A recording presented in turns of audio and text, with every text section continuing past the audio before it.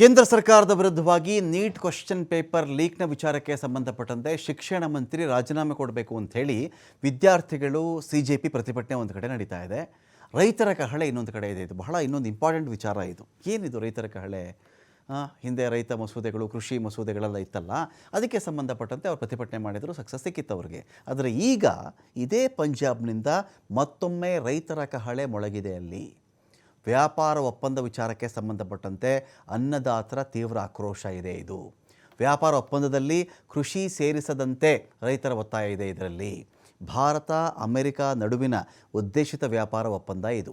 ಇದೇ ಒಪ್ಪಂದದಿಂದ ಈ ಒಪ್ಪಂದದ ವಿರುದ್ಧವಾಗಿ ದೇಶದಲ್ಲಿ ಮತ್ತೆ ರೈತರು ಪ್ರತಿಭಟನೆಗೆ ಇಳಿದಿದ್ದಾರೆ. ಪಂಜಾಬ್, ಹರಿಯಾಣ, ರಾಜಸ್ಥಾನ, ಹಿಮಾಚಲ ಪ್ರದೇಶದ ರೈತರ ಧರಣಿ ಇದು. ದೇಶ್ ಬಚಾವೋ ಮೋರ್ಚಾ ಬ್ಯಾನರ್ ಅಡಿಯಲ್ಲಿ ಈ ಪ್ರೊಟೆಸ್ಟ್ ನಡೀತಾ ಇದೆ. ಹರಿಯಾಣದ ಗಡಿಗಳಲ್ಲಿ ಬೃಹತ್ ಬ್ಯಾರಿಕೇಡ್ಗಳನ್ನು ಅಳವಡಿಸಿಕೊಂಡಿದ್ದಾರೆ. ಇಲ್ಲಿ BNSನ ಸೆಕ್ಷನ್ 163 ಅಡಿಯಲ್ಲಿ ಅನೇಕ ಪ್ರದೇಶಗಳಲ್ಲಿ ನಿಷೇಧಾಜ್ಞೆ ಜಾರಿ ಇದೆ. ಮಹಾಪಂಚಾಯತ್ ಮಾಡಬೇಕು ಅಂಥೇಳಿ ರೈತರು ತೀರ್ಮಾನ ಮಾಡಿಕೊಂಡಿದ್ದಾರೆ. ಭಾರತ ಅಮೆರಿಕ ಒಪ್ಪಂದ ಅಂತಿಮಗೊಂಡಿಲ್ಲವಾದರೂ ಕಿಚ್ಚು ಹೆಚ್ಚಾಗಿದೆ. ಇಲ್ಲಿ ದೆಹಲಿಯ ಕಿಸಾನ್ ಘಾಟ್ನಲ್ಲಿ ಮಹಾಪಂಚಾಯತಿಗೆ ನಿರ್ಧರಿಸಿದ್ದಾರೆ. ದೇಶಾದ್ಯಂತ 550 ರೈತ ಸಂಘಟನೆಗಳು, ಸಾಮಾಜಿಕ ಸಂಘಟನೆಗಳು ಕಿಸಾನ್ ಘಾಟ್ನಲ್ಲಿನ ಮಹಾಪಂಚಾಯತ್ನಲ್ಲಿ ಭಾಗವಹಿಸಲಿವೆ.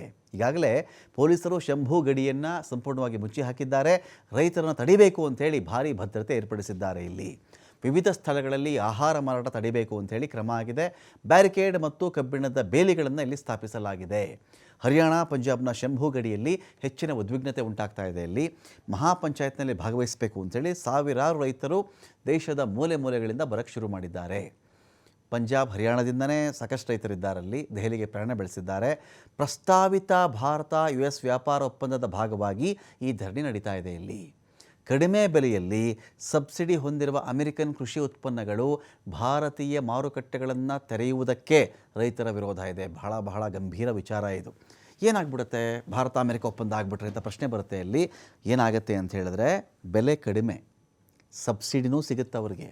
ಅಂಥ ಅಮೆರಿಕನ್ ಕೃಷಿ ಉತ್ಪನ್ನ ಭಾರತದ ಮಾರುಕಟ್ಟೆಯಲ್ಲಿ ಅಗ್ಗವಾಗಿ ಕಡಿಮೆ ಬೆಲೆಗೆ ಸಿಗೋಕ್ಕೆ ಶುರು ಮಾಡಿಬಿಟ್ರೆ ನಮ್ಮ ದೇಶದ ರೈತರು ಬೆಳೆದಿರ್ತಾರಲ್ಲ ಬೆಳೆಗಳು, ಅವುಗಳಿಗೆ ಒಳ್ಳೆ ಬೆಲೆ ಸಿಗಲ್ಲ. ಅಮೆರಿಕದಲ್ಲಿ 300 ಎಕರೆ, 400 ಎಕರೆ, 500 ಎಕರೆಯನ್ನು ಒಬ್ಬೊಬ್ಬ ರೈತ ಹ್ಯಾಂಡಲ್ ಮಾಡಿಬಿಡ್ತಾನೆ. ಅತ್ಯಾಧುನಿಕ ಯಂತ್ರ, ಸಲಕರಣೆಗಳು, ಇನ್ನೊಂದು ಮತ್ತೊಂದು. ಮೋರೋವರ್, ಅಮೆರಿಕಕ್ಕೆ ಕೃಷಿಯಿಂದನೇ ಆ ದೇಶ ಉದ್ಧಾರ ಆಗಬೇಕು ಅಂತ ಏನಿಲ್ಲ. ಬಟ್ ಭಾರತದ ಪರಿಸ್ಥಿತಿ ಹಾಗಿಲ್ಲ. ಕೃಷಿಯಲ್ಲಿ ಉದ್ಯೋಗವೂ ಇದೆ, ಮರೆಮಾಚಿದ ನಿರುದ್ಯೋಗವೂ ನಮ್ಮಲ್ಲಿದೆ. ಉದ್ಯೋಗ, ಮರೆಮಾಚಿದ ನಿರುದ್ಯೋಗ ಕೂಡ ನಮ್ಮಲ್ಲಿದೆ. 1 ಎಕರೆ ಜಮೀನಿದ್ದರೆ ತಾತನ ಕಾಲದಲ್ಲಿ 15 ಜನ ಕೆಲಸ ಮಾಡ್ತಿದ್ರೆ ಈಗ 25 ಜನ ಕೆಲಸ ಮಾಡಬಹುದು. 1 ಎಕರೆ ಜಮೀನೇ 25 ಜನ ದುಡಿತಾ ಇದ್ದೀವಿ ನಾವು. ಹೊಟ್ಟೆಗೆ ಬಟ್ಟೆಗೆ ನೇರ ಅಷ್ಟಕ್ಕೆ ಆಗ್ತಾ ಇದೆ ಅದು, ಅಥವಾ ಕೆಲವು ಬಾರಿ ಸಾಲ. ಈ ಥರದ ವಾತಾವರಣದಲ್ಲಿ ಭಾರತದ ಕೃಷಿ ಇರೋದು. ಹೇಳ್ಕೊಳ್ಳೋಕ್ಕೆ ಬೆನ್ನೆಲುಬು ಅಂತೀವಿ. ಆ ಬೆನ್ನೆಲುಬು ಮುರಿದು ಹೋಗಿ ಎಷ್ಟು ದಿನ ಆಯಿತೋ ನಮಗೆ ಗೊತ್ತಿಲ್ಲ. ಯಾಕೆಂದರೆ ಅದರಲ್ಲಿ ಉದ್ಧಾರ ಮಾಡುವಂಥದ್ದೇನು ಮಾಡ್ತಾ ಇಲ್ಲ. ಸರಿ, ಕೃಷಿ ಉದ್ಧಾರ ಮಾಡಲಿಲ್ವಾ? ಚೀನಾ ಥರ ಫ್ಯಾಕ್ಟ್ರಿಗಳಾದರೂ ಉದ್ಧಾರ ಮಾಡಿ ಅಂದರೆ ಅದೂ ಇಲ್ಲ. ಕೃಷಿ ಪೂರ್ತಿ ಅಲ್ಲ, ಕೈಗಾರಿಕೆಗೆ ಪೂರ್ತಿ ಆಗಿಲ್ಲ. ಇದರ ಮಧ್ಯೆ ಏನು ಮಾಡ್ತಾ ಇದ್ದಾರೆ? ಅಮೆರಿಕದ ಲಾಬಿಗೆ ಮಣಿದಿದ್ದಾರಾ ಗೊತ್ತಿಲ್ಲ, ಒತ್ತಡ ಇದೆಯಾ ನಮಗದೂ ಗೊತ್ತಿಲ್ಲ. ಅಮೆರಿಕ ನಾನು ಹೇಳ್ದಂಗೆ ಕುಣಿಬೇಕು ಅನ್ನೋ ರೀತಿಯಲ್ಲಿ ಆರ್ಡರ್ ಮಾಡಿದ್ರು ಕೂಡ ಅದಕ್ಕೆ ದೊಡ್ಡ ವಿರೋಧ ನಮ್ಮಲ್ಲಿ ಇಲ್ಲ. ಟ್ಯಾಕ್ಸ್ 300%, 150%, 100% ಹಾಕ್ತೀವಿ ಅಂದರು, ಅದಕ್ಕೆ ದೊಡ್ಡ ವಿರೋಧ ಇಲ್ಲ. ಕೇಳ್ಕೊಳ್ಳೋದು, ರಿಕ್ವೆಸ್ಟ್ ಮಾಡೋದು, ನಮ್ಮ ಜನನ ಹಡಗುಗಳಲ್ಲಿ ಸಾಯಿಸಿದ್ರು ಕೂಡ ಒಂದು ದೊಡ್ಡ ಖಂಡನೆ ಇಲ್ಲ, ಒಂದು ಪ್ರತ್ಯುತ್ತರ ಇಲ್ಲ. ಅದಕ್ಕೆ ಖಂಡನೆಗಿಂತ ಪ್ರತ್ಯುತ್ತರ ಇಲ್ಲ. ಅದಕ್ಕೆ ಇಂಥ ಸನ್ನಿವೇಶದಲ್ಲಿ ಆಯಿತು, ಅಮೆರಿಕದ ಕೃಷಿ ಪ್ರಾಡಕ್ಟ್ಗಳಿಗೆ, ಕೃಷಿ ಉತ್ಪನ್ನಗಳಿಗೆ ಕಡಿಮೆ ಬೆಲೆಯಲ್ಲಿ ಸಬ್ಸಿಡಿಯಲ್ಲಿ ದೇಶದಲ್ಲಿ ಮಾರಲಿಕ್ಕೆ ಅವಕಾಶ ಕೊಡ್ತೀವಿ ಎನ್ನುವ ಒಪ್ಪಂದದ ಭಾಗ, ಉದ್ದೇಶಿತ ಒಪ್ಪಂದದ ಭಾಗ ಇದು. ಸೊ ಈ ಥರ ಆಗಿಬಿಟ್ರೆ ನಮ್ಗಳ ಗತಿ ಏನು? ನಾವು ಬೆಳೆಯುವಂಥ ಬೆಳೆಗಳಿಗೆ ಒಳ್ಳೆ ಬೆಲೆ ಸಿಗದೆ ನಾವು ಬಳಲುವಂತಾಗುತ್ತೆ. ಹಾಗಾಗಿ ನಾವು ಇದನ್ನು ಖಂಡಿಸ್ತಾ ಇದ್ದೀವಿ ಅಂಥೇಳಿ ರೈತರು, ಸುಮಾರು 5-6 ರಾಜ್ಯಗಳ ರೈತರು ಆರಂಭದಲ್ಲಿ ಇದೀಗ ಒಗ್ಗೂಡ್ತಾ ಇದ್ದಾರೆ. ಭಾರತೀಯ ಮಾರುಕಟ್ಟೆಗಳನ್ನು ಇವರಿಗೆ ಪ್ರವೇಶ ಮಾಡುವುದಕ್ಕೇ ರೈತರ ವಿರೋಧ ಇದೆ. ಇಲ್ಲಿ ಆತಂಕ ಏನು, ಬೇಡಿಕೆ ಏನು?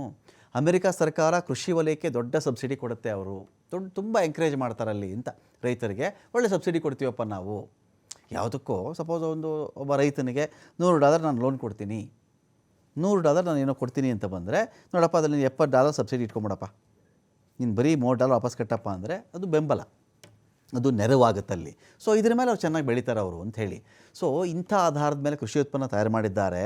ಅವಾಗ ಏನಾಗುತ್ತೆ, ಒಬ್ಬ ರೈತ ಸಪೋಸ್ ಈಗ ₹100 ಅಂದ್ಕೊಳ್ಳಿ, ₹100ನಲ್ಲಿ ₹70 ಸರ್ಕಾರಕ್ಕೆ ನೀನು ಕಟ್ಟಬೇಡಪ್ಪ, ₹30 ನೀನು ಕಟ್ಟಿದ್ರೆ ಸಾಕಪ್ಪ ಅಂತ ಹೇಳಿದ್ರೆ ಆ ₹70 ಒಬ್ಬ ರೈತನಿಗೆ ಉಚಿತವಾಗಿ ಬಂದಂತಾಯಿತು. ಸೊ ಅವನು ಟೋಟಲಾಗಿ ಒಂದು ಹೊಲದಲ್ಲಿ ತೆಂಗು ಬೆಳಿತಾನೋ, ಅಡಿಕೆ ಬೆಳಿತಾನೋ, ಜೋಳ ಬೆಳಿತಾನೋ, ರಾಗಿ ಬೆಳಿತಾನೋ, ಭತ್ತ ಬೆಳಿತಾನೋ ಬೇರೆ ವಿಚಾರ.